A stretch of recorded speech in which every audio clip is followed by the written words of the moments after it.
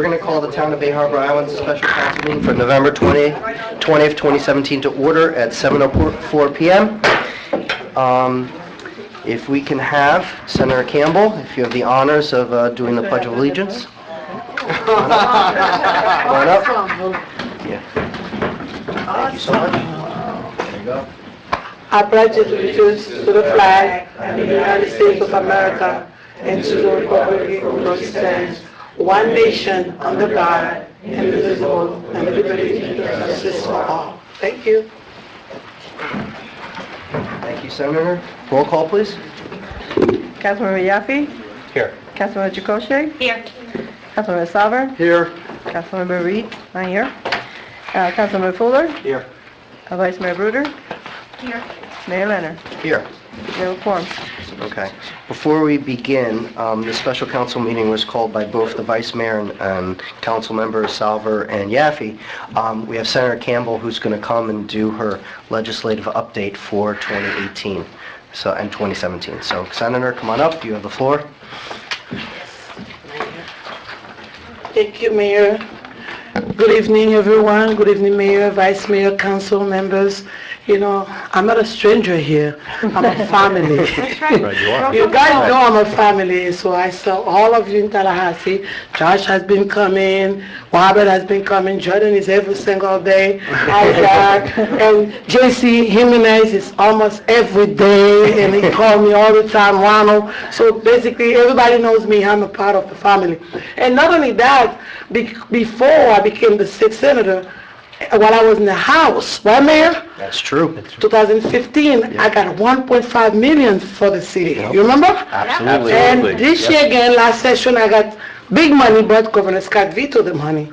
You guys know when he holds the pens, there's nothing we can do. But I promise, next session, 18, I will get you what you want. And we're going to hold him accountable and make sure when he holds the pen and he just skip your city. So don't worry about it. So everybody have the little pamphlet we have is a little booklet who has almost everything. Bill passes in Tallahassee and Bill didn't pass. But I'm going to, and on pages, I think, we have it here. It's very clear what I've done in Tallahassee is clear. From pages 19, you have 19, 20, 21, 22, 23, all the way to 24. These are pages, money I got in Tallahassee just last session. So I work very, very hard. And I feel so sorry, I did work tirelessly to get the town of Bay Harbor Islands $200,000 for the expansion, remodel of the Bay Harbor Islands. We have the town of Bay Harbor Islands, again, $500,000 for the sewer. But both those two, have been vetoed by Governor Scott. We're going to file it again next session. Session starts January 9 to March 9. Remember, session starts January 9.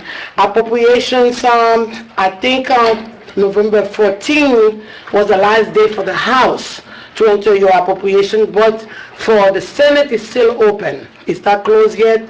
If you didn't send it, you still could send it. I don't need the House to get you any money, so I could do the work by myself. You know that. So I worked, both houses, so I work very well with the Republicans. Even they are not good, but I work good with them. So I work good with them, so I got what I want. So I just ask you to send me all your appropriations. And let me go over what happened in Tallahassee briefly. We passed 2017-2018 appropriation SB 2582.4 billion dollars, and we do have general revenue 30.9 billion, trust funds 51.5 billion. It's right in the page 25, and reserve 3.2 billion. So, a lot of money went well, but your town didn't go well.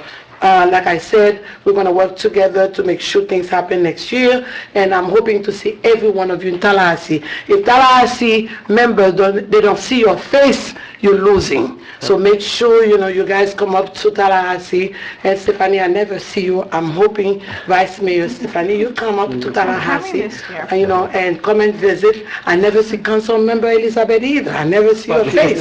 So you come in this year, next year, and it's very good for the members to see who you are and, present them your projects. And you see, you have in the audience, you see Aranda?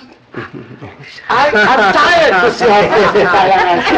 And she got everything she needs for the school board. That's not true? All right. So you have to So follow then you gave them our money. No, they didn't take their money. No, they didn't take their money. They got, as a matter of fact, they didn't get what they need. As a matter of fact, they didn't get all the money they need because their money been cut as well. But I promise next session, so we're going to work together, continue working together, and I'm going to continue to give you whatever you need, and I work for you. So I love you all. May God bless you all. Thank you. I like to mention, just for the record, it's not just about getting money, it's also about voting on bills.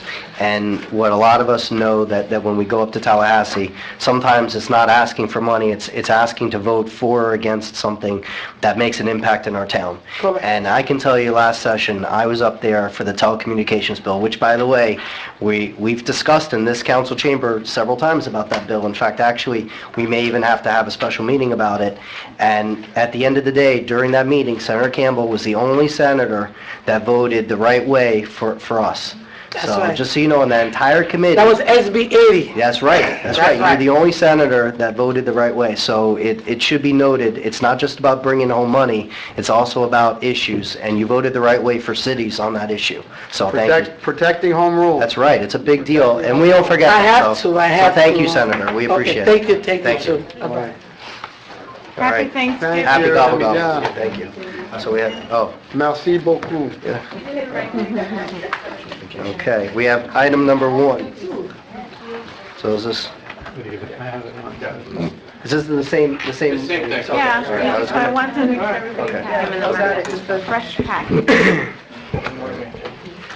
Well, All right. see, this is why I have 2 sets. I was with Max. All right, number 1. Discussion requested by Vice Mayor Bruder and Councilmember Salva, Councilmember Yaffe, with regard to the Miami-Dade School Board Agreement for the Ruth K. Broad Bay Harbor K-8 Center and the Town of Bay Harbor Islands. You have a copy of the existing interlocal. All right. All right, we'll start with those individuals that requested it. So Vice Mayor Bruder.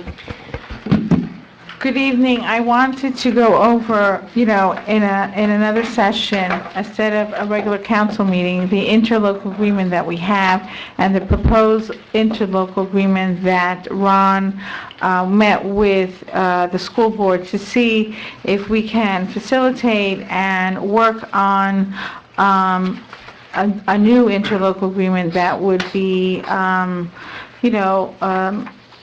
amendable to both parties. I think that we can come to some kind of agreement between the parties that, and work out the kinks in a cohesive way.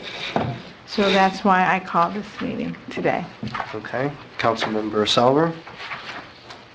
Well, we had a lot of dialogue, both when the school board was represented.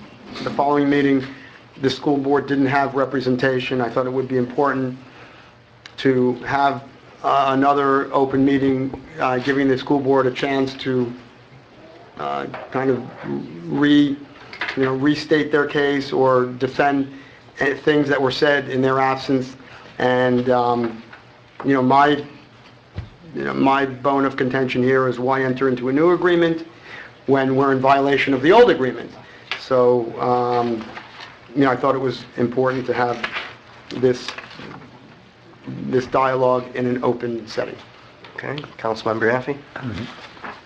I too want to, continue the dialogue rather than getting into a very adversarial position at the moment. I appreciate, the school officials and the presence of Dr. Karp here this evening.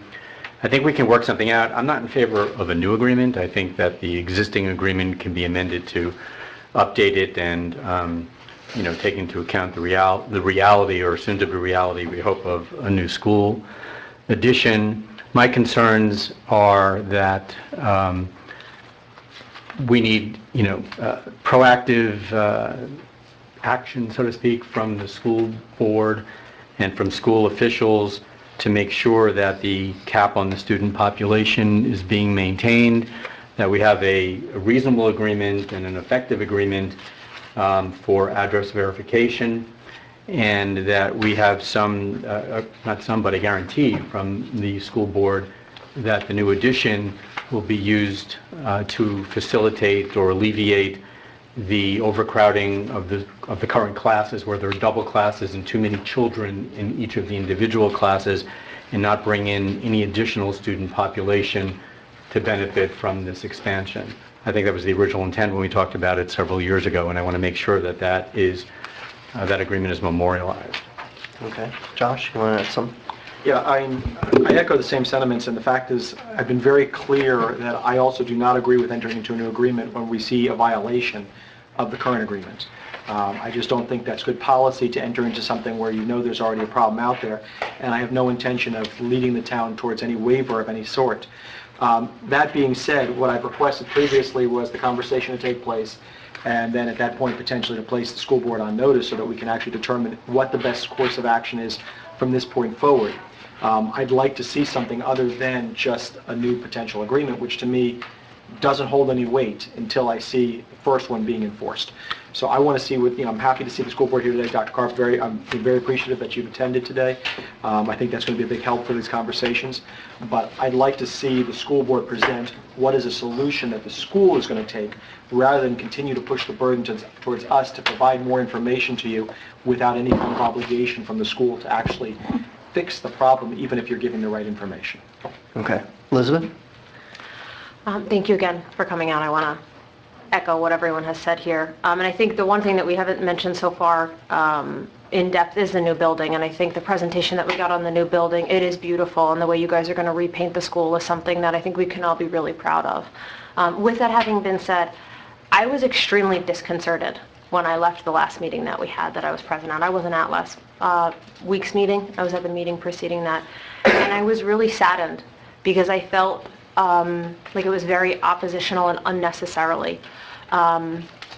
We know that there are students that do not live within our boundaries, and I think I was extremely clear personally, and so were a lot of the people who sit on this dais, in saying, we know that this is a larger issue than the 47 students that you notified us of, and we are asking you as a team, right, if it need be, as a team, to get those children back to the boundaries that they belong in. Because part of the overcrowding that we have is that there are more than the 47 students that do not live inside of these districts that are attending this school.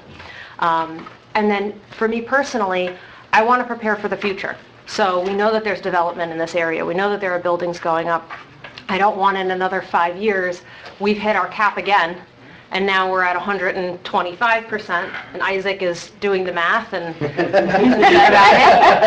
I want to have a collaborative plan so that when we do get to that point and knowing that there's going to be development, that we're able to care for those children. Because let's be frank, we all moved to this district for several reasons, right? One, it's safety, and two is its school, and three is its neighborhood quality. And that school is a pillar in this community that we want to continue to be able to be proud of and keep an A rating on. So I think what I'm looking for out of tonight is what everyone else has said so far, is I want to have a real dialogue. And for me, mailing a letter, and if it comes back and the child doesn't live there, is just, it's not sufficient. There needs to actually be a real solution that we have and we're able to put in place. And I'm hopeful that we'll get a dialogue tonight that will do that.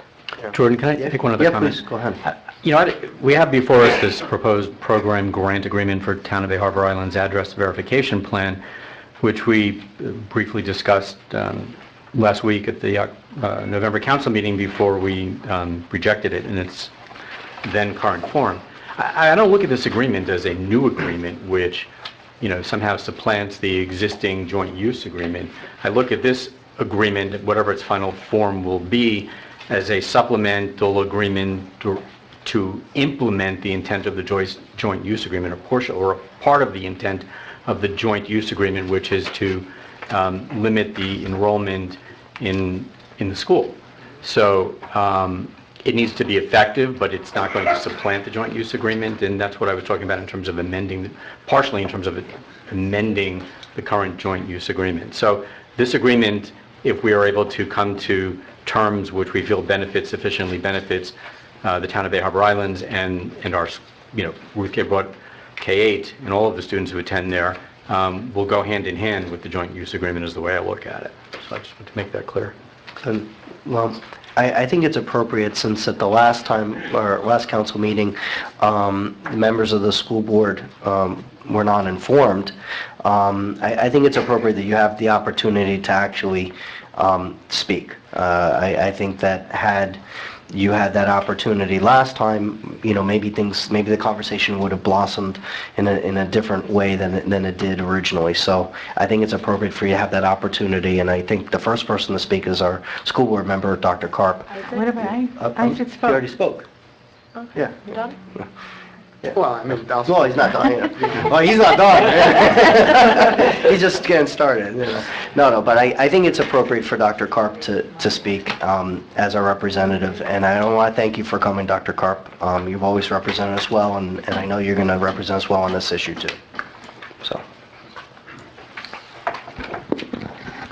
Thank you and good evening, Honorable Mayor, council members, our town manager, and all the administration here with the beautiful Bay Harbor Islands community.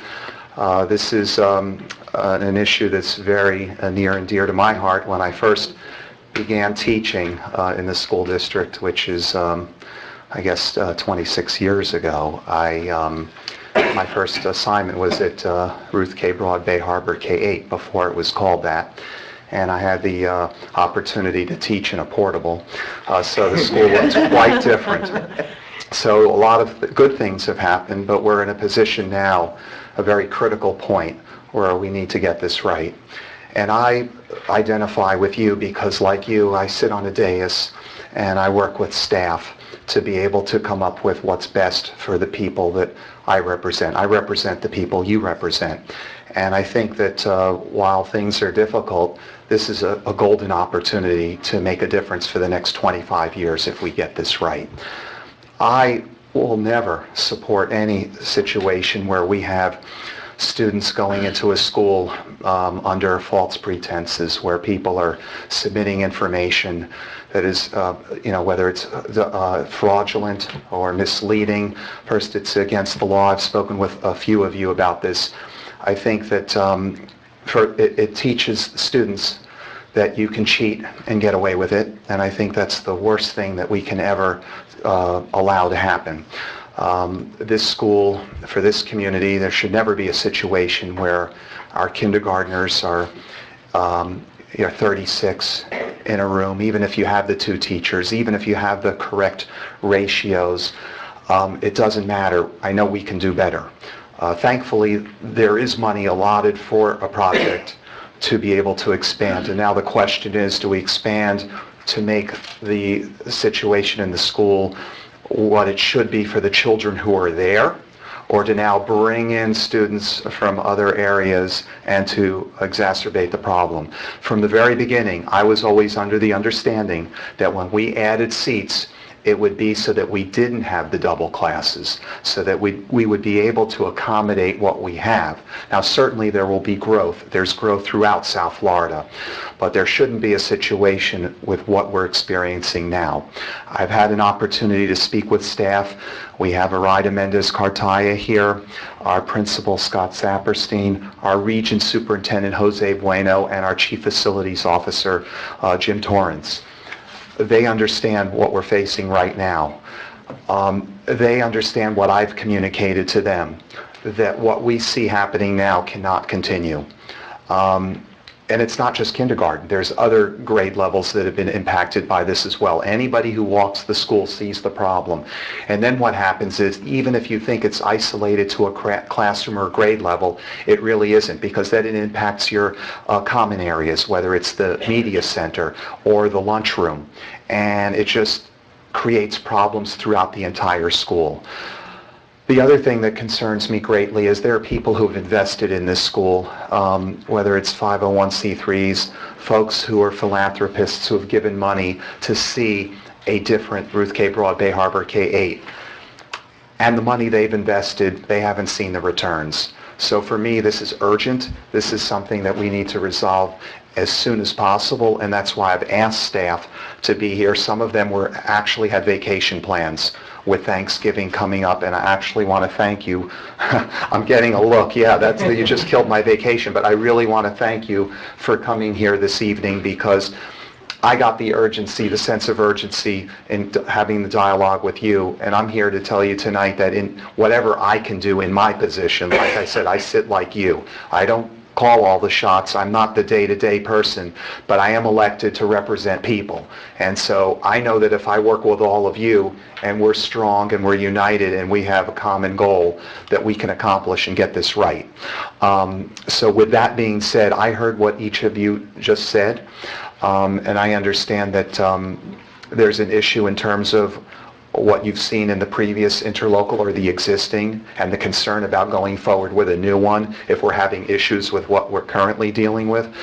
So I came here tonight to say that I'm going to work with you in a tireless fashion so that we get this right and get it done as soon as possible. The money is sitting there to get this done. I cannot allow that money to go somewhere else for another project. This community deserves these dollars. It's very clear that it's needed, but we have to get it right. So please know that I'm here tonight to work with you, certainly not in any adversarial role. I don't come here with any defensive posture. I come here simply to say, we want to work with you. We want to be successful, and we want to make a difference. So thank you for giving me this opportunity just to introduce myself again, to be here with you this evening, and to let you know that we come here in good faith to be successful. Thank you very much. All right. Thank you, Dr. Carm. Thanks. I think it would be appropriate to have staff on both sides have a little discussion as to what has happened, because maybe people in the audience or maybe people here are not aware that while this has gone on, there's been some talk and discussion and work done other than just the agreement. So, Ron, do you want to take care of that and kind of bring us up to date where we are? Sure. Well, you have the agreement in front of, or the address verification agreement in front of you. Two council meetings ago, it was discussed about meeting with the school and working at something to make sure that we were verifying, or trying to make sure that students coming into the school system really came from the feeder pattern. I was able to meet with most of the people who are sitting here tonight, and it was a very positive meeting. Myself, JC, went down to the school board, and you have the basic draft of what came out of that meeting.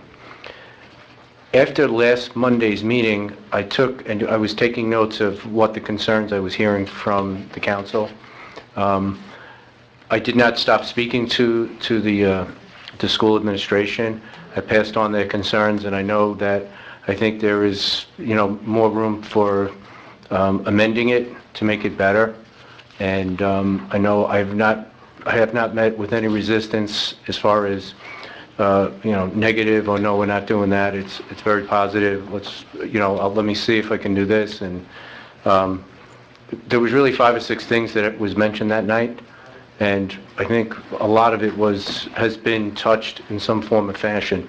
I didn't bring it tonight. I didn't want to really. It wasn't worth. It's not finalized and has been reviewed or anything like that. So that's where we are right now. And I know the plan was, after we had last Monday's meeting, was to go back with your concerns and address it, more officially. I don't know if, Aida, if you want to comment more on that? No. Good night. Goodbye. Thank you for coming. Thank you. Good evening. Since the last time we were here on October 16th, we actually met with the manager and your assistant manager on October 23rd. On November 3rd, we provided him and Mr. Jimenez a draft agreement. What else has the school district done in as we work out an address verification process. The school has already sent out letters to its student body, to the parents of the student body. 100 letters have been returned.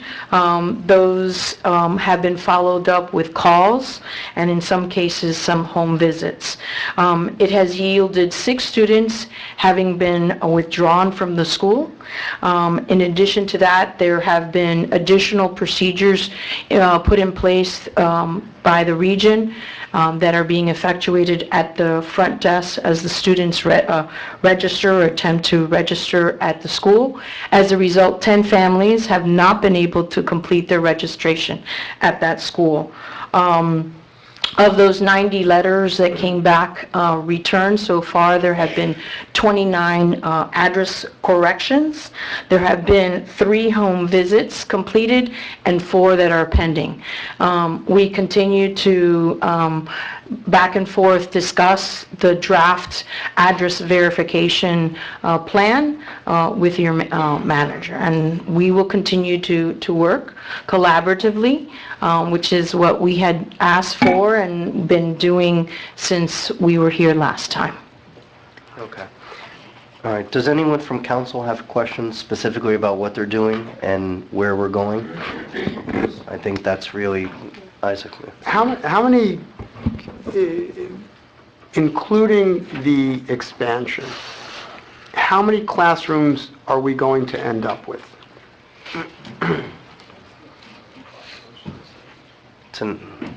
You mean the extra 18, right? Is it 8? Well, yeah, so how many, if you add the new, there's 18 new classrooms? I don't have the number of classrooms. What we do have is the number of enrollment. Sorry, 6. 16. 16 It's new ones. 16 classrooms. So how, on top of the, It's 16. okay, but how many do we have existing already, including the original structure, and the K through 8 structure? If you're going down, if you're trying to just figure out how many per class, it doesn't work that way. Obviously. Yeah. I know it Each class doesn't is work right. exactly that way. But some of the classes are specialty classes, right? I mean, you have art, you still have art classes and music classes and certain other... But Yeah. all the classrooms are being used as classrooms. The art Right. teacher and the music, Teacher. they're going from class to They go from class. class So to you class. count Right. it as a classroom. Right, but that's one of the problems that, I mean, you had that again years ago, many years ago when my son was at that school, where they didn't have the specialty classes because they were so overcrowded, and then you lose something by not being able to go to the art class or the music classroom and so forth and engage in those programs, Well, those types of in the middle programs. school, my understanding is that the art teacher has the art room, and the music teacher has his music room, and the PE facility is the PE. In the kindergarten and first grade, it's the actual teachers that do the art class, if I'm right, and the music, so it's... And pre-K. And pre-K does it. And too. pre-K. Yeah. And then, so it's third, fourth, and fifth that have Right. the art, music, and Spanish. Second, too. Separate, that, as a Rotating. rotating thing. So they go, Atlanta had it where they have like a cart, they come into the classroom, and they actually do the art project or the music project within All right, the so classroom. the answer is like, we don't know how many classrooms there No, I'm are? just giving you the rundown of That's how... really not appropriate. That's not the type of programming that you want to have. You want to be able, you want an art classroom, you want a No, I'm music just, room. right, I'm just letting you know what the facility is, what they're doing. To be specific regarding the art and music, the only special area teachers that travel are itinerant teachers, which means they are with us only 3 days a week, and they go to another school 2 days a week. So those are there's one art teacher, one music teacher at the lower academy, the elementary school, that travel throughout the building and go into teachers' other classrooms. The middle school, the upper academy, has its own art teacher. She has her own classroom. And the lower academy and the upper academy, music teachers have their own classroom. Okay, So you don't have day-to-day staff traveling. You have day-to-day staff 5 days a week in their own classroom, and the ones that are partially there are the ones that are Can you traveling. tell us how many classrooms you have in the building? I wish I would have brought my map. Approximately, you have, let's see, so you have nine grade levels. You have about, let's say, eight classrooms per grade level. So you're looking at 75 to 75 classrooms for homeroom teachers. That's just homeroom teachers. That's not including ESOL teachers, ESE teachers. You have therapy rooms. One VPK. What's that? One VPK, correct. So how many classrooms do you have altogether, approximately? On the record, I don't want to... Well, in a row, how many do you have down one row?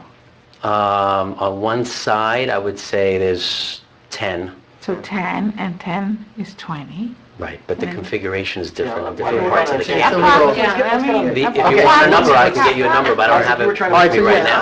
I have 78 teachers, I have 130 staff. That's total, that's a better inclusive, way of looking at it. that's inclusive of custodial and 178 everybody. I have teachers, 78 teachers 78 teachers. 78 teachers. and a total staff, including custodial and 78 cafeteria, of is the 130. number. 78. 78, 78 teachers, and then, so total staff is like 132. 132. How many kids are in elementary school versus middle school? Approximately 440 in the upper academy, and you have about 900 in the lower academy. Including pre-K? Is the That's new, including pre-K. is the additional, like the previous addition, the new building only dedicated to middle school, right? The new, you talking about the current upper academy? The western wing. The current upper academy is designated just to 6th, 7th, and 8th grade. The upper, it's considered the upper academy for middle school. No, I know.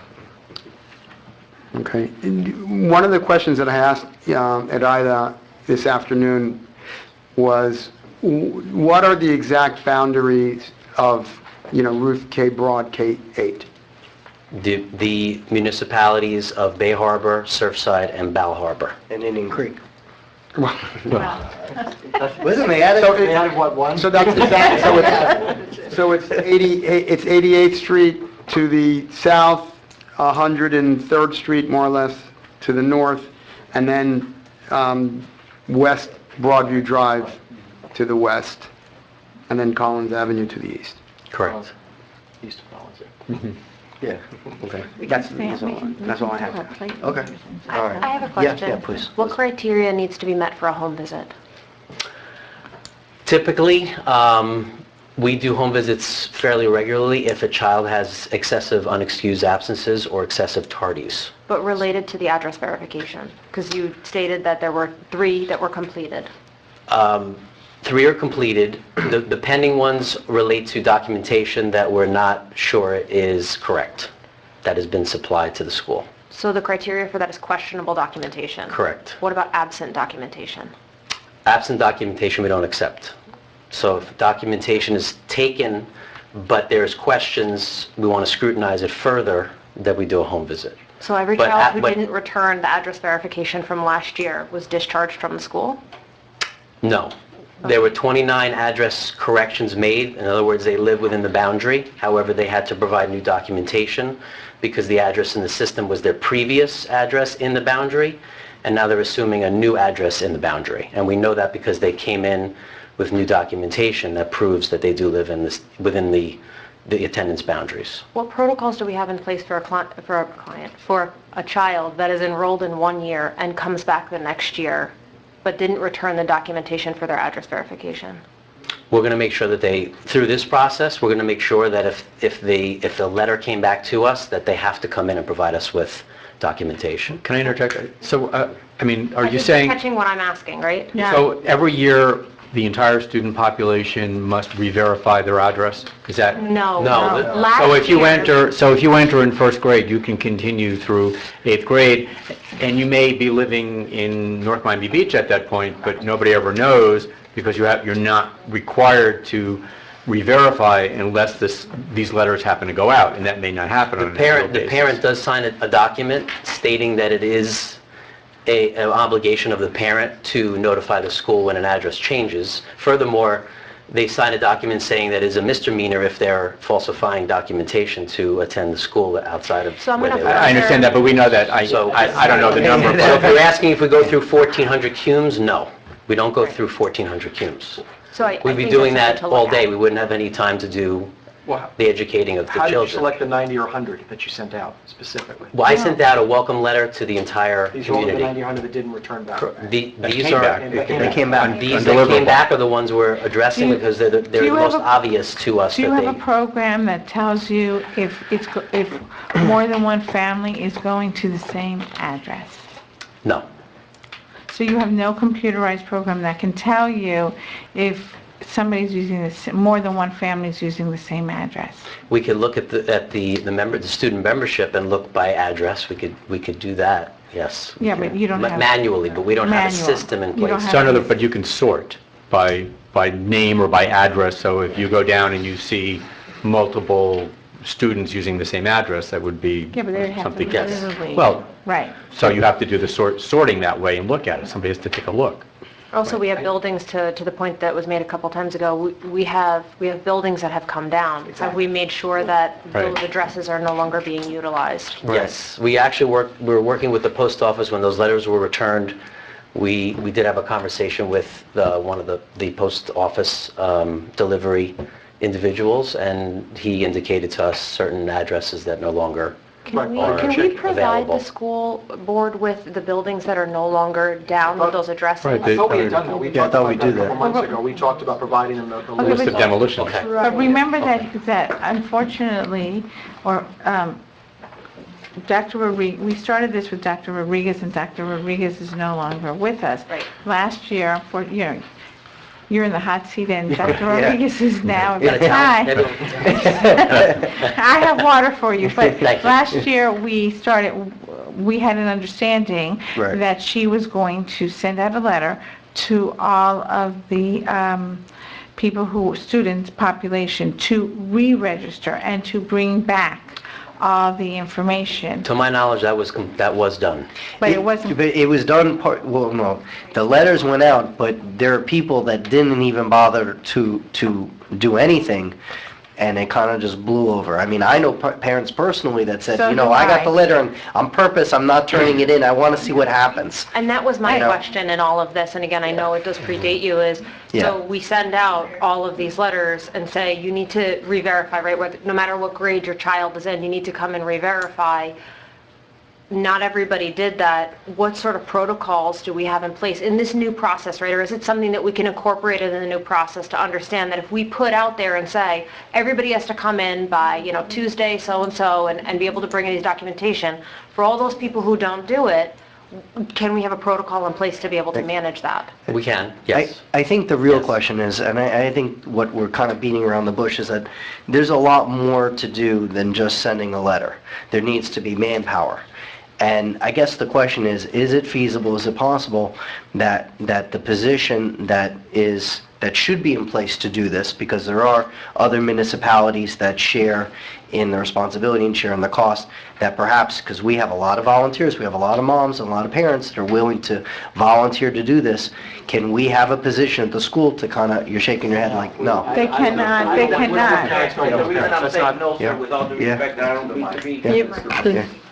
Can you please identify yourselves? 'Cause Jose Bueno, Region Superintendent, and the reason I was shaking my head is not out of disrespect, Mr. Mayor, Yeah. is the fact that we cannot use volunteers at the school site in order to verify addresses or any type of being student employed. information. It would have to be an employee of the school board in some type of capacity in order to do that type of function, just because of regulations in FERPA. But you can have an employee, pay them minimum wage or whatever, and this, like it's done in St. Helens Beach, like it's done in... We don't want parents doing this. Well, not a parent, an employee. But you're taking But an employee... you're taking a parent to serve as a temporary employee. Well- That's a whole different level. Well, The school board's not. I'm just we're not saying, in trying St. to Helens get into Beach, that. they do it, and Key Biscayne, they do it, right? And I'm not sure about Key this Biscayne is- because that's not one of my schools. However, at Sunny Isles, we do have, I believe it's either one full-time or one full-time and part-time, but that is furnished by the town. I just want to, I had my hand up. Yeah. That's what was working. I had caffeinated coffee today, I apologize. Please. I'm not that comfortable really kind of jumping into the school board and telling them how to run the school board. I am comfortable with the idea of laying the onus on the school board to get the student population to 1,200. Because I think that's what our job is. We had an agreement, there shouldn't be any more than 1,200 kids in that school. You know, the way they enforce that or the way they achieve that is, you know, I hate to sound insensitive, but that's their business. And our business is to just make sure that there's no more than 1,200 kids, because that's what the agreement is. You know, what they have to do to cut their enrollment to that amount, let them do it. I mean, I'm not so hell-bent on making sure that every kid is from the Tri-City or Quad City area. And, you know, that's their job. But our job is to make sure that the attendance in that school is no more than 1,200 students. Now, the notion of us being part of some type of address verification project, personally, I think is overreaching, and it's, you know, I don't think it's, you know, in our purview to do that. But if we have an agreement, what is in our purview is to make sure that they comply with the terms of the agreement. Well, I want, two things.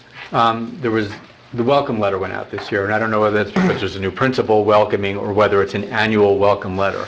So I would like to know or hope that if you can't require, you know, documentation on an annual basis, that you at least send out a welcome letter on an annual basis to see how many come back, or, you know, the addresses aren't good, so that you follow up on those, one thing.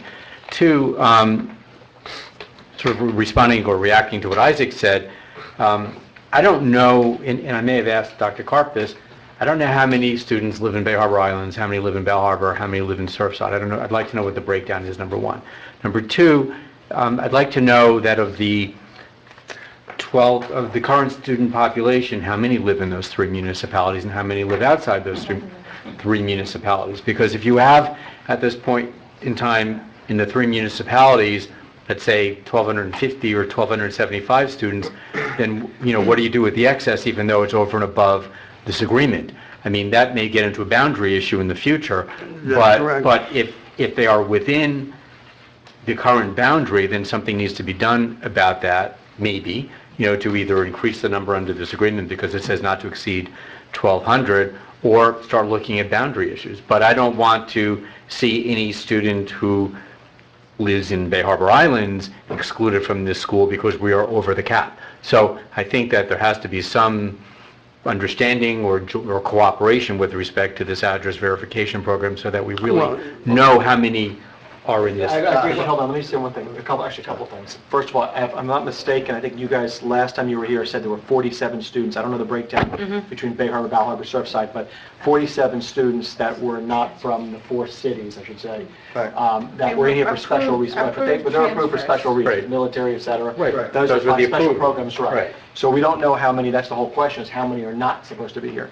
But my concept, my thought of the whole purpose of this meeting was, and I think this goes along with what we were talking about before, is we were waiting to hear a discussion from you, examples of what you think you can do. Not what we can do, what you can do to fix the problem. Because I have no intention of trying to go ahead and give you additional things, additional resources, everything else right here, without some kind of obligation by you guys either to use it or to show the good faith on your part that you've actually been taking every possible step you could take right now with the resources you currently have. And what we're hearing is, well, we send out letters. To me, that obviously doesn't work. And trying the same thing over and over and over when it doesn't work doesn't sound like the best idea or utilization of our resources. The program grant agreement that we're given here is a blank check with absolutely nothing in it that says you actually have to take any action. It says we have to give you resources to get information, but again, you don't have to do anything. So we're here talking today, and I think the concept again was, I wanted to hear Dr. Karp, I want to hear the rest of you come up and say, hey, we have an idea from the school board. This is what we're going to do to comply with the original agreement, and this is what we're going to try. And then talk to us and see if we have to supplement it. But just telling us that you've got down 6 kids that on the recurrent resources? With all due respect, and I want to answer your question, Mr. Yaffe. The letters was something that we did as good faith, because as it is, we do not do this with any other school. We did it with Sunny Isles as part of their interlocal agreement, we did this, we went ahead and sent out these letters at the cost of the school. Once we sent out those letters, and I understand, Mr. Fuller, that you may not agree that those letters work. In our aspect, it does work because it gives us a starting point. We have a starting point. We have 100 letters that have come back to address Ms. Trikoshi, I'm sorry. Those, and my apologies. Not even the second time, honestly. Trikoshi. With addressing the buildings that are no longer in existence, the first person that is not going to go out to those buildings is that postmaster person out there, the letter carrier that's going to say, I'm not taking this letter out there because this building doesn't exist. They return it back to us. Then that is once again a starting point for us to contact that young person and say, hey, you don't live here, or A, your parents moved or something, and start that dialogue. The fact that we have 100 letters that came back within a week or so after sending that is a good sign of us trying to do the best that we can at this point in time. We are contacting those individuals. We're writing on the letters to make sure that we've made contact with them. 29 of those individuals may have moved from one apartment in the building, from apartment, let's say, 359 to 575 within the same complex. So we are getting those letters. Are there going to be individuals that it was earlier said at the previous meeting that are going to lie to us? Absolutely. I'm not going to stand here and say no. Those are the hard ones to get. Those are the Or difficult apparently ones. anybody who fills out a simple mail forwarding card. You know, this is not hard thing for someone I to was fill struck by what you just said in terms of, and I appreciate, that you're saying that you sent out these letters as a, Good faith. a good faith. Yes, sir. And that you also do it in Sunny Isles Beach. So does that mean throughout the entire school system, there's really no address verification system in place? No. Because if There is, if you're only relying on somebody to come in and go, oh, look, I've got this lease here for this, because we know that there are people who, quote unquote, lease apartments in Bay Harbor Islands because it's cheaper than going to private school and cheaper than buying a place, and they don't want their kids in some other school. So, Got it. My apologies if that was your understanding. I did not mean it that way. So that was not my intentions for you to understand it that way. When a child comes to school, they have to provide documentation as to where they live. Every child must do that with their parents. Once that has been done, okay, we do not look at their address later on or year after year. No, we do not do that. They matriculate from one year to another unless the parent tells us, A, we have moved, or B, we find out that the child has moved, and then we confer with the child and the parent. and I appreciate that, but what I was saying is that by virtue of the fact you've already caught, so to speak, a number of students who don't belong in this district, because they've either falsified addresses or they've moved and they haven't told you, it may not be sufficient to accept, without question, the documentation that they bring in without doing some type of follow-up to make sure that that documentation that they bring in is valid, I guess. And I think that the Principal Saperstein said that when they do get that documentation, that it doesn't seem as though that documentation is 100%, let's say, legit. That's where the home visits are going. As we've started, in certain protocols that we've established from point A, there have been 10 individual families that have tried to register, okay? And us asking for that extra document or second guessing that document, we have prevented 10 families from enrolling into the school. Mr. So Bueno, then, can thank I, you.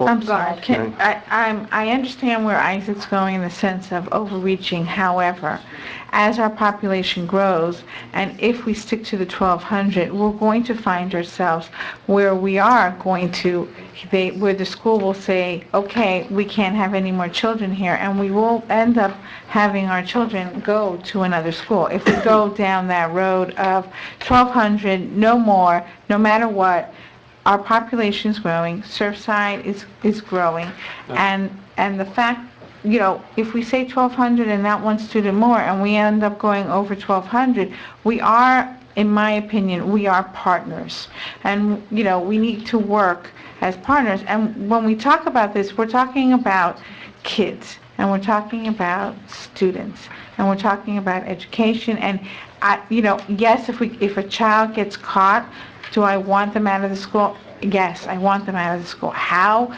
Do they finish the year? I personally think they should finish the year and then go. I don't think that we should, I don't want it to be this, I don't want disruption, I don't want a disruption for the child. I think the parent needs to know, listen, at the end of the school year, you need to make plans, and no matter what, you need to.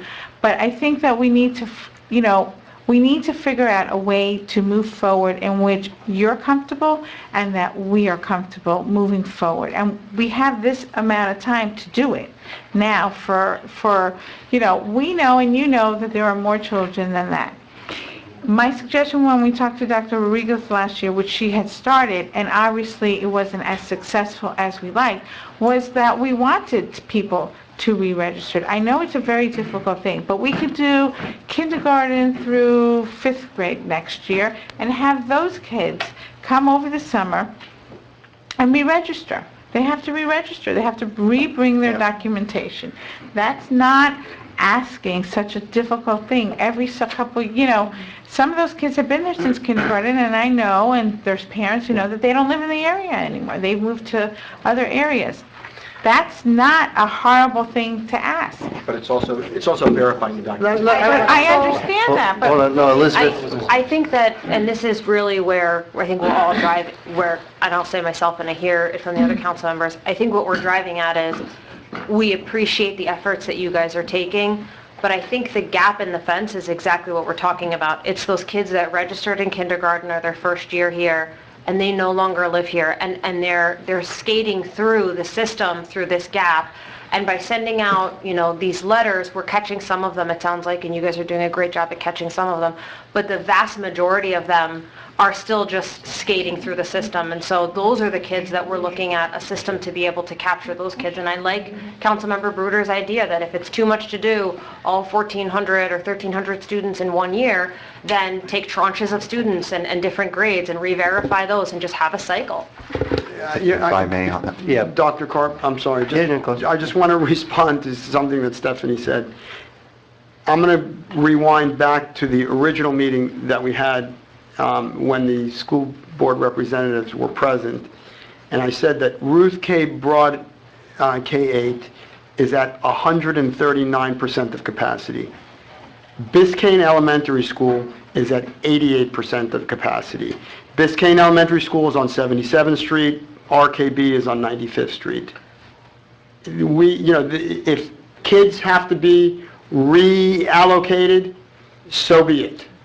So you're... there is a solution here. So you're comfortable with a Bay Harbor child having to go to Biscayne? No, it's not going to end up being that because Bay Harbor... You're saying I'm saying Surfside, if you got to cut Surfside down 91st Street instead of 88th Street. I understand that, but I don't think the school board necessarily has to do it that way. They can just... But it's not, we're not putting kids out, we're not putting kids out of school. No, we're just, let's let Dr. Carp respond. Please, Doctor. Right now, what we're saying, let's let him hear. Yeah, I'm actually glad you said what you said because that was something I wanted to address. And that's your alma mater, Yes, it's a perfect segue, the Tigers. So first on Vice Mayor Bruder's point in terms of asking folks to be able to resubmit each and every year. Now that may be governed by board policy, so that's something that I'll check back with our board attorney, look through the policy, if that's something that can be modified or it can't. That I want to look into that because there may be people who will say, you know what, we'll gladly go through the inconvenience if this means that we're not going to have the situation that we have. However, it may be where we can't do that, and so that's something I will explore. Now, to your point, and I think I spoke to you, a couple of you about this.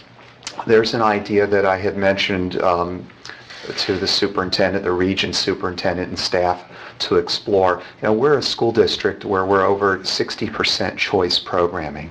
So in other words, there are a number of students in our schools that opt to go to different schools because there are specific programs there that are attractive to those families or that match up with that student's skills. So in the example that you bring in terms of Biscayne, suppose we added a choice program there that was very attractive to residents not just in Surfside, could be residents in Bay Harbor Islands, residents in Bal Harbor. If there was a specific program there that was attractive to that student or to those families, it might be something worth exploring.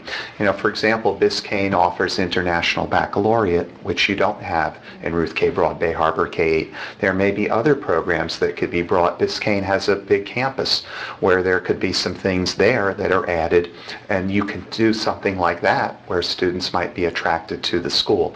But interestingly, Biscayne was not always at 77% capacity. When I taught there, and I taught there for 13 years, that school had over 1,200 students. So there is a tricky component to this where there's fluctuation in where people move and how long people live there, and changes. Going back to back in the day, my sister taught at South Beach Elementary.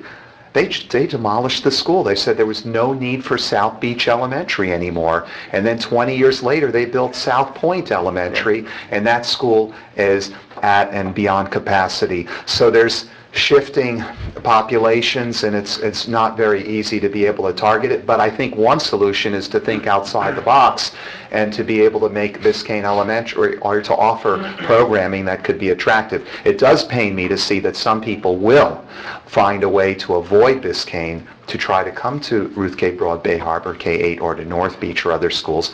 And I worked with a lot of the people there. You have amazing faculty and some great programs there. But maybe that's one solution, offering programs that folks find attractive.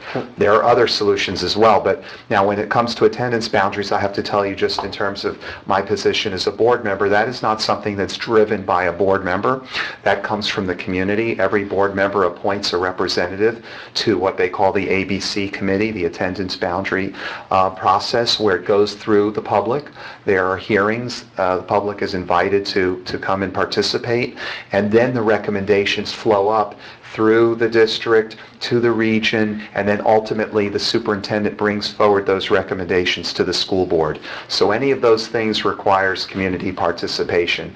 I'm here to say that I'm open to any creative solution, but the final comment is, when you do have the cap, as you stated, the one thing to be concerned about is if you have a new family that moves in, and if you have a hard cap, they may live right across the street from the school, but they would not be able to attend. So we're going to have to, think this through very carefully, because you'd never want to deny someone who lives across the street from Bay Harbor to be able to go to that school because you have the hard cap.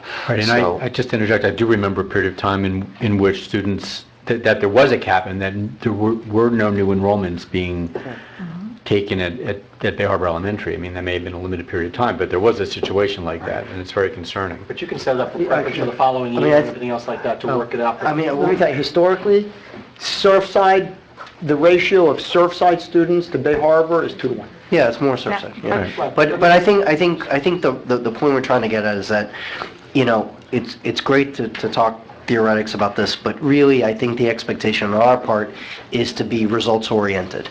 I think there's pretty much a consensus that regardless of whether or not we have an agreement, regardless of if there's a staff person, regardless of anything, I think that the concept should be results oriented. If you have a letter and the letter, you sent the letter, that's great, you sent the letter, but what is the result of sending that letter? Saying that you had 100 that came back is great.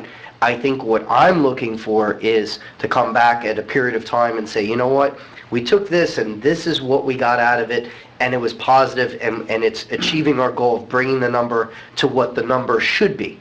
Having the conversation as far as kids that should go to the school and the school is overcrowded, that's a completely separate conversation. I think the main focus we're talking about now is children that do not live in the boundary that's designated by the school board, and yet they still go to school there every day, and that is creating a burden for those that did the right thing and chose to go to the school that they were supposed to go to. And what I'm looking for is results. And once we reach that point, then we can have the next conversation. But I think the first conversation should be results. And what I'd like to do is I'd like to see staff, I'd like to see, the school board staff and our staff come up with a plan to actually make that result happen. And if it means a letter, it means a staff person, I don't, you know, I concur with what Josh said. I don't think it's really, you know, I think you're talking semantics about it. I want to see results.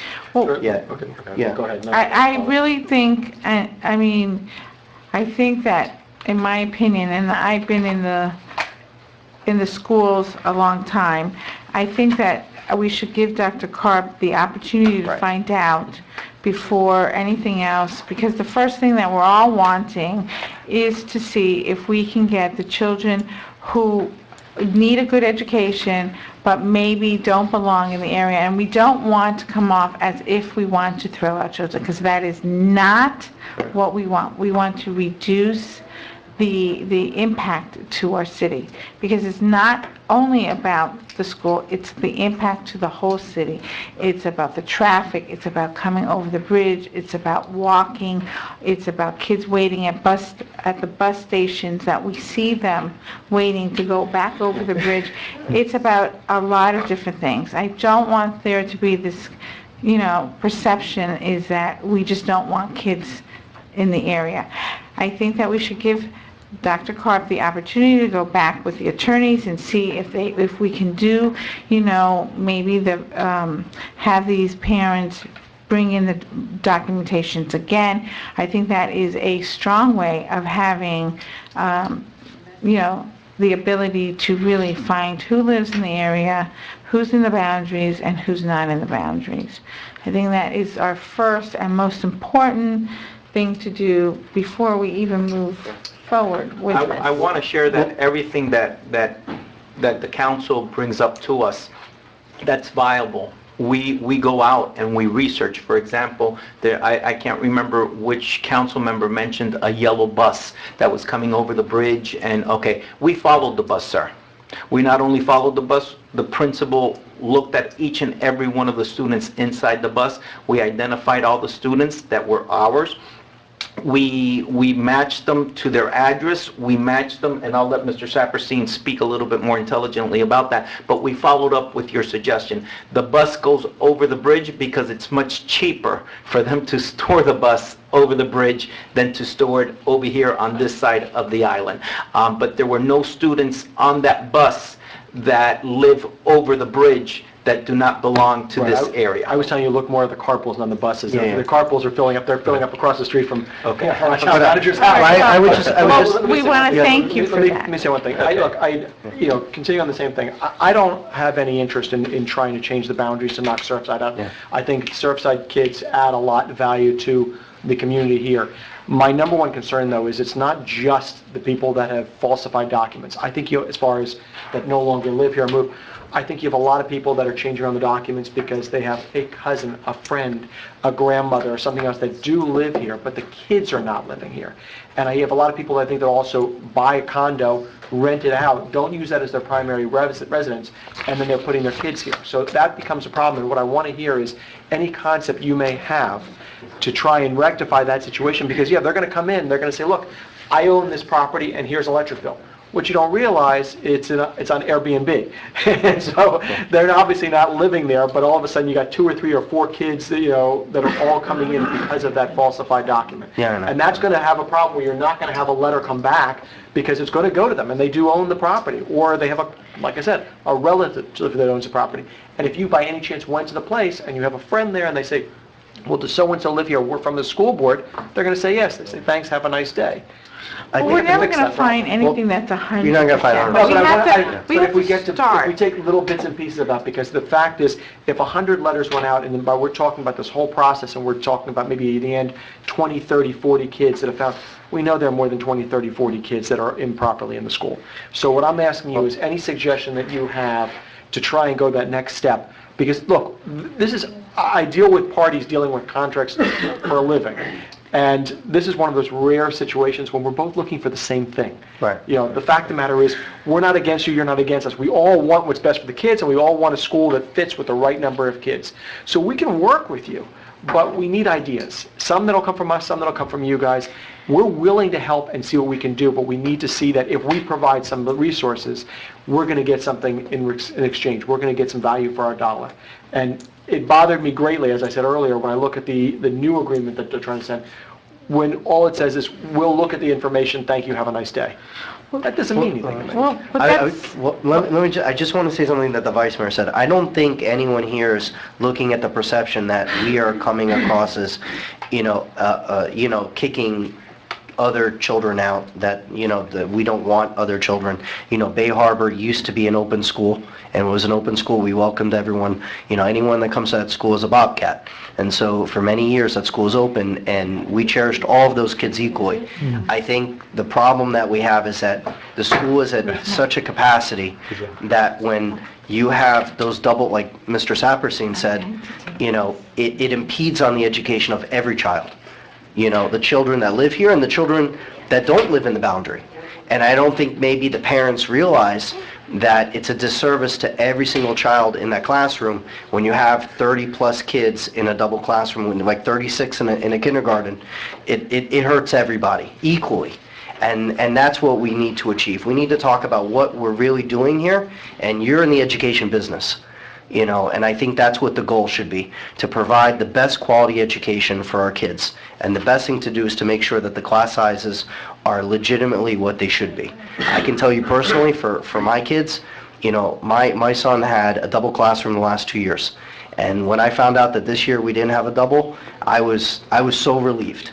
But I got to tell you, even though I'm relieved that my kids don't have a double, I have friends and parents that have doubles. And I feel bad for them, I really do, because I've experienced that. And it's hard. There's a significant issue with those doubles. I think And that... you know what? I had, Yeah, I know you every did. child's different, and I had double classrooms. I know you did too. And, but I had it, and for my child, it was a great experience. I So, believe that the meetings know. that we've had with your town manager have been successful, both on both parties. My suggestion would be allow us to continue dealing with your town manager on this aspect, for us to continue bringing newer contracts to you until, you believe that we've gotten it right, and we believe that we've gotten it right, and move forward from that. I don't want any more contracts. No, I'm sorry. But we need to add, we need to have a verification plan in place in order for us to move forward.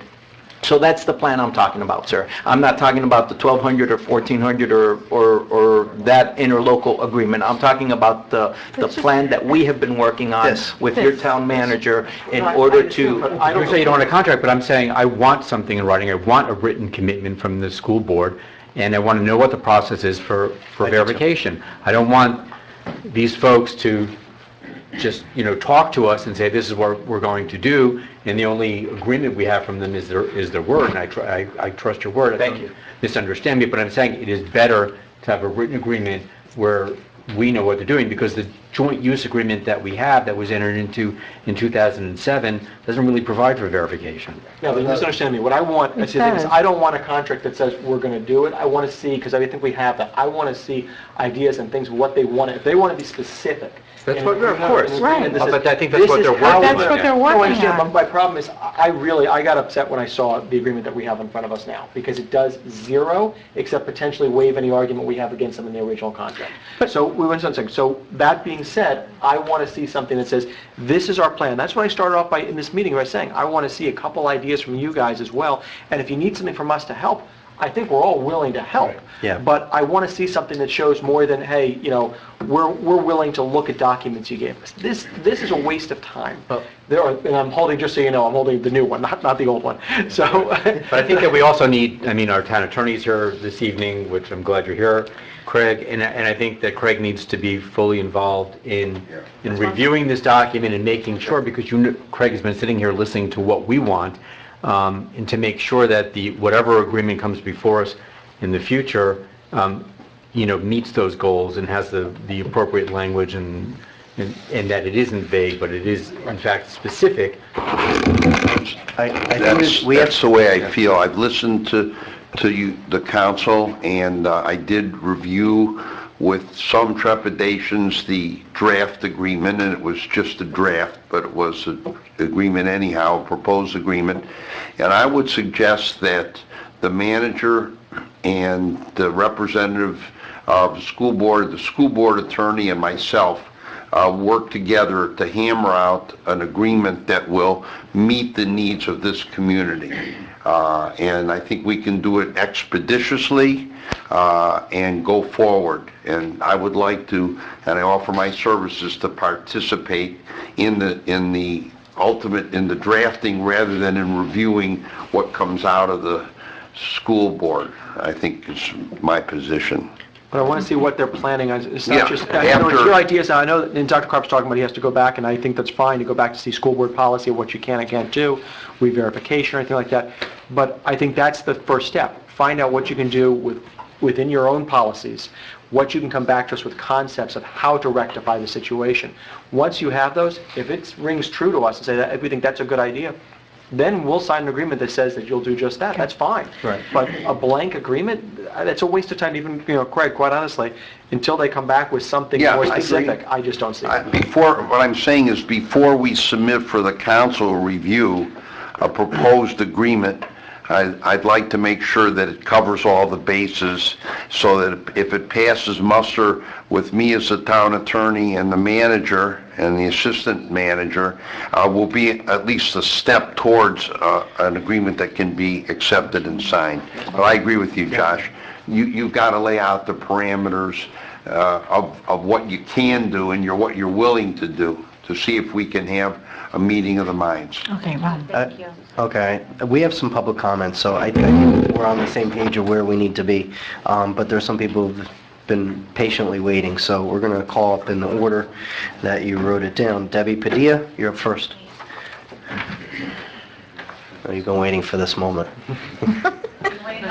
I know. No, an hour and 15 minutes. No, and she didn't re-register. Yeah, I know that. Yes, All that's right, name Padilla, and address. 9898 Broadview Terrace. I confirmed her address. Yes. Me too, but Personally. still, she didn't re-register. Isaac lives on the corner of I live, my I house. can, I didn't send my papers in, just That's to right. see what happened. 3 kids, still going to the school.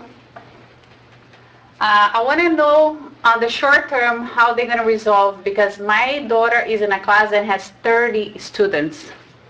A ESOL class with 30 students and 1 teacher. And I'm not only concerned what the poor teacher does there all day long with kids that have learning disabilities or don't speak proper English in the class. I want to know what she's going to do if a real emergency happen, a fire or something, how she's going to manage and evacuate 30 kids out of the classroom by herself. Because something like that happened, you guys are going to say, oh, we could have done, we should have done, and what's going to be done? So my suggestion is, again, you guys don't want to, but we should lock down the school, because if we lock down the school, what's going to happen? No more Romans. Everybody's going to say, oh, Pepe uses grandma address. So-and-so uses the housekeeper address. So-and-so uses that address. You're talking about your child in first grade. I'm talking about my child in 3rd grade that has dyslexia. Okay. And has to be placed on an ESOL class because it's the only class she could keep up with, which her teacher is doing an amazing job because she went from F's to C's, but the teacher has 30 students in 1 classroom. And even in a double class, if a real accident happen or an emergency situation happen, it's going to be very hard to evacuate 40 kids out of a classroom. Isn't it? So I also don't want her in a double class. I think so. Is there statutory limits in the classroom? Yeah, there is. But let's have, just for the sake, respect of everybody, let's just have everyone speak. You have your time to speak, Debbie. So. No, I'm finished. No, I just finish, want to know, okay. because, I'm a little disappointed because everything is like for the future. I want to know what's going to happen today. Okay, well, And I have very little patience, but No. Thank you. I know. And for the record, I know you met with the principal last week, right? You met with... Mr. Saperstein, I'm still waiting since November 3rd for my meeting with the psychologist. They Okay. send emails from one person to another, to another, to another, Sorry. and the psychologist doesn't do anything. They Okay. canceled my meeting last week. All right. Just so you know. Thank you. That's, okay. Thank you. All right. Former Mayor Linda Zilber. Just for the record, Yeah. Martin, I went to South Beach Elementary School. I went to South Beach from second to half of sixth grade. And we used to have 30 kids in the class. Former PTA President of Ruth K. Broad, taught at Ruth K. Broad, was involved with our interlocal agreement when it was first written. And there is something that can be done in the school, and that is, it used to be done, because I was part of it. The teacher can make it a point to visit the parents of each child with the child present. It would take 30 times, if the classroom is overcrowded, to 30. That would be the worst that the teacher would have to do. But we did it when I was there, and in many times we were able to catch significant things other than just not living at the address. When we visited the homes, that we were able to talk with administration and with the psychiatrist department. Also, that is one way to take care of it. The other thing that happened while I was mayor, there was a family that moved into Bay Harbor Island, Bob remembers, but I was involved with them, with a little girl. They lived 2 blocks from the school. There was a cap on the school. Marty is also aware of it, because I had to call him. There was a cap on the school, and this little girl with a working mother had to go down to Biscayne Elementary School until finally somebody dropped out of the school. She was first in line, and she was able to go to Bay Harbor. So you can't always put a cap and punish families that live in Bay Harbor. Thank you. Thank you for your comments. Francis Newhut?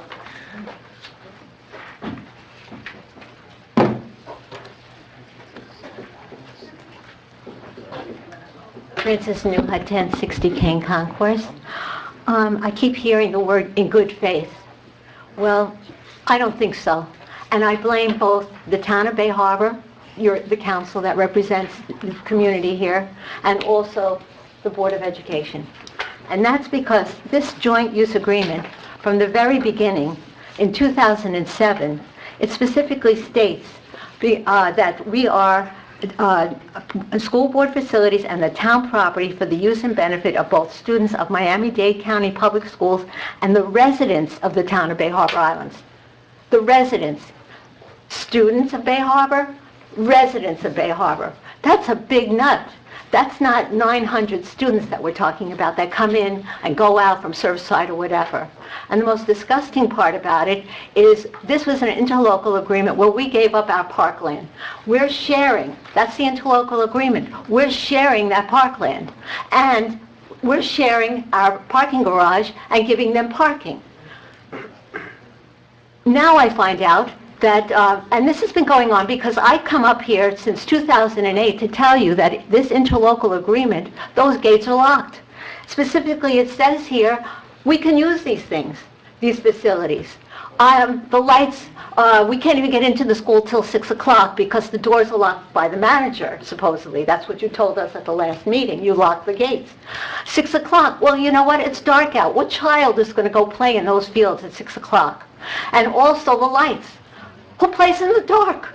So there's more to good faith with this joint use agreement besides the overcrowding in the school. And yes, there is a breach of contract. Because it says 1,200 students, you guys are panicking because you're not fulfilling the contract to your residents, to the town citizens, because there are more than 1,200. And when I started here, they said there were going to be 18 kids in a class. 18 kids. I'm hearing this woman here telling me there's 30 kids in that class. Who's going to learn? And then I hear, because it used to be an elementary school, then we got 6th to 8th grade. Okay, they tell us that there's 440 in the upper and 900 in the lower. And what are you doing? You're putting 16 new classrooms for the upper kids. Excuse me, the ones that are overcrowded and the ones who are important are the little ones, the ones who are in a class with 30 kids. So why are we increasing the upper school? We need to increase the lower school. This is insane what you're doing. The other thing is, this is a joint use agreement. Okay, by you bringing in a new agreement, you're jeopardizing this agreement. It's already breach of contract. That's what you should be talking about with the board, is why they're not following up. Why you're not following up in good faith to our town residents. And that's what we should be talking about. Thank you. Thank you. Joyce Green? I wasn't going to say anything, Hi, but I Joyce. got so riled up. Hi, Joyce Green, 1360 99th Street, Bay Harbor, 33154. So I'm sitting here, I have my own opinions. Debbie's daughter's in my class, same class. You say that it's really, we need you as the council to represent the parents. Let me tell you, the parents want this fixed. The parents are more than ready to sign petitions to say these are the kids who don't belong. Because you go to a birthday party and it's not in the town. It's not in Bay Harbor, it's not in Surfside, and it's not in Bell Harbor. It's at somebody's house. It's not here. So obviously they don't live here. Secondly, I am a financial advisor. I am required to fill out new account forms and have you show your driver's license. All it would take is the driver's license with a 33154 zip code and the current year of the school. What grade they're going to go into. 2017, 2016, the expiration. The problem is people leave, they keep their old driver's license, or they use their sister's address, or they use their grandmother's address, and the kids are suffering. You can't have all these kids because they're not learning enough. And the problem is that if you don't want the parents involved, they're not going to show up here. But believe me, if the parents start signing petitions, they're going to be here at the council meeting telling you the same thing, that they're upset that the school is overcrowded. And it's not so much the kids, if a grandmother has the apartment, I get it. It's the ones who don't live here at all. So if we're at 140% capacity, we need to go down to at least 120%. How hard would it be for the teacher or for someone to come into the classroom from the school board to say, every parent has to come in on this day, show us your driver's license. You can't fake a driver's license, a current driver's license. You can't put a P.O. box on driver's license anymore. It's where you actually live. And guess what? You'd have the school and you'd know exactly who they are. And I have a feeling the school knows exactly who all these kids are that don't belong in the school. Thank you. All right, thank you for your comments. Lastly, former Mayor Eileen Wallace. And out of respect to former Mayor Wallace, who was instrumental with the agreement, I know you want to speak a little bit over the time, so I think that'd be appropriate. And may I give these pictures? Yeah, go ahead. to you? Yeah. Unless if anyone in the council objects, so just No. like that. Yeah. No. Thank you. It's good to see you back. Good afternoon, everybody.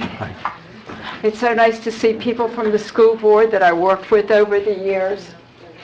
Dr. Karp, Mr. Saperstein, Dr. Saperstein, Mr. Saperstein, Jamie Torrance was the one that built the K-8 Center. Oh my gosh. The interlocal agreement, the purpose of the interlocal agreement was for both of us. We upheld our position. We built the parking garage. We let them rent space in the parking garage at a very fair rate. We have a community center where the children go for after-school play. But I think there's a whole other picture that's involved here that I see as a resident that I think needs to be brought to the forefront, because not only are we going to have a capital improvement, but we have an overcrowding issue in students. We've got three issues. Students that come out of the boundaries, we're overcrowded, and we're having capital improvements. Now, the real problem that I see, and I'm sorry to say this, Dr. Carp, I guess it's funding, and all right, I'm sorry. I guess it's funding. They can't take care of the capital issues that they have now, the capital maintenance.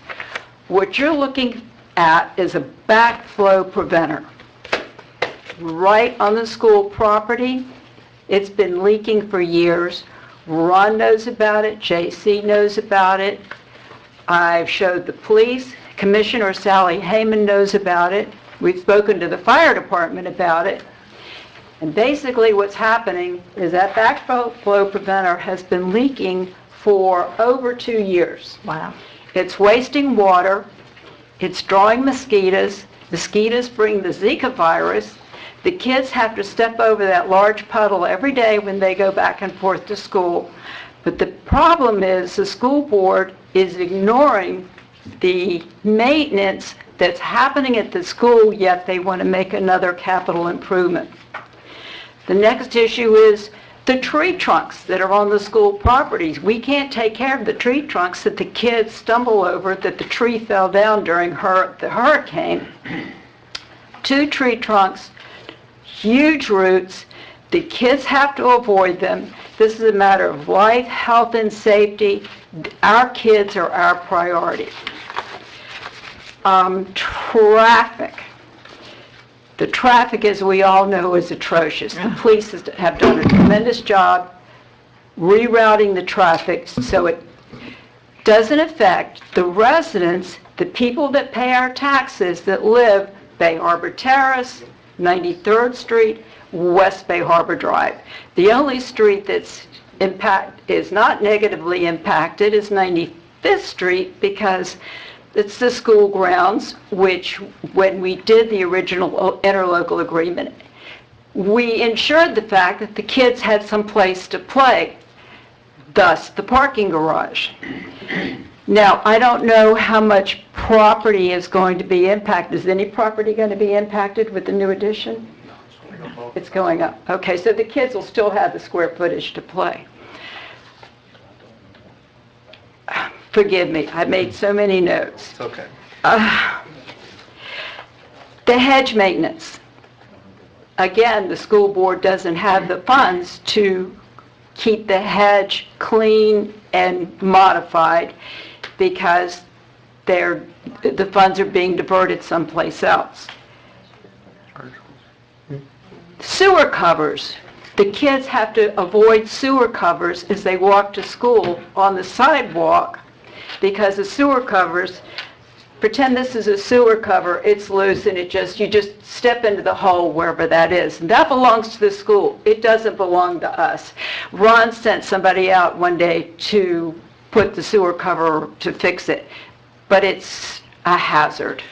So, if we're going with this interlocal agreement, and if we have overcrowding, and if we have students coming in from a different feeder pattern, and I was involved in the feeder patterns a few years ago as well, we need to take a look that the school, when you do this agreement, has the funding to maintain the property that they're supposed to be maintaining in the first place, once again, for the life, health, and safety of the students.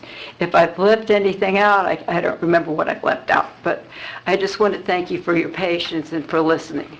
Thank you. Thank you, Mayor Wallace. Thank you, everybody. All right, so that concludes public comment. Council, where do you want to go? Can we just at least... They're going to come back to us. Yeah, I think that's what we're... Let's go to the next item. Okay, so I just want to be very clear for everyone. So we're going to leave it where you guys are going to come back. Do you think, staff, do you think we can get something for January?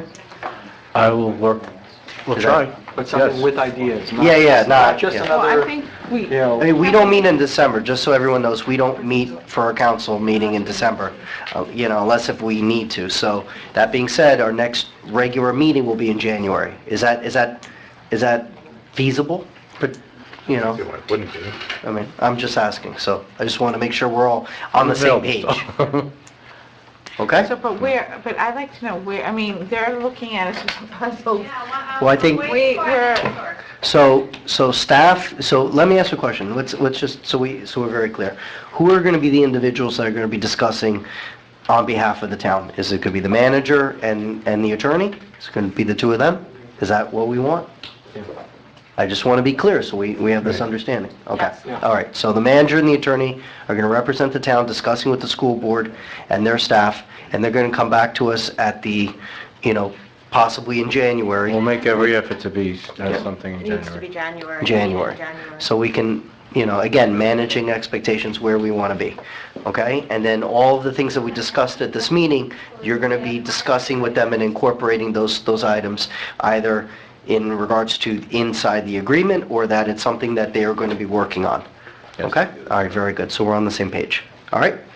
That being said, thank you so much for coming, and we're going to move on to item number 2. All right. Item 2, consideration and approval of an award of contract BHI 149 to Graphplex Signs in the amount of $28,875 to fabricate and install 2 Shepherd Broad Causeway ICW bridge signs. There is a typo on the installation and description. It's not a 20-inch by 4-inch by 5-inch deep sign. Yeah. It's actually 20 feet by 4 feet by 5 inches. It's not a deep dish, okay. All right, do I have a motion and a second? I'll move it. Second. This, All right. just so you know, I was speaking to, this sign has been in works for a while. I think. And the reason why we waited a little bit was to get the change of Right, to we Shepherd understand. Brook Causeway, and we put it at the bid, and We went need up a with this. poll vote. And we got the funding. All right, poll vote? Councilmember Yaffe? 4. Councilmember Chakotay? I'm sorry. Councilmember Salver? 4. I'm Councilmember sorry, Fuller? but we... Are we going to finish? Just keep Keep going. 4? 4. Vice Mayor Bruder? She's not here. Tonight. Mayor Leonard? 4. Unanimous. If you want, I'll let you speak afterwards, but I'm sorry, but we're not stopping the entire government meeting just so you can fill out the paper. You've been here for 2 hours. Right, you could have filled that out an hour ago. I will give you the opportunity to speak. If you want to speak, you have every right to speak, and I'll give you that opportunity right now. Anyway, so it doesn't really matter, but I'm going to speak. It is your prerogative, Mrs. Newhut. Move to adjourn. Do you have a second? Good night. 8:35 p.m.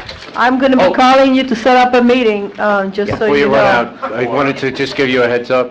We met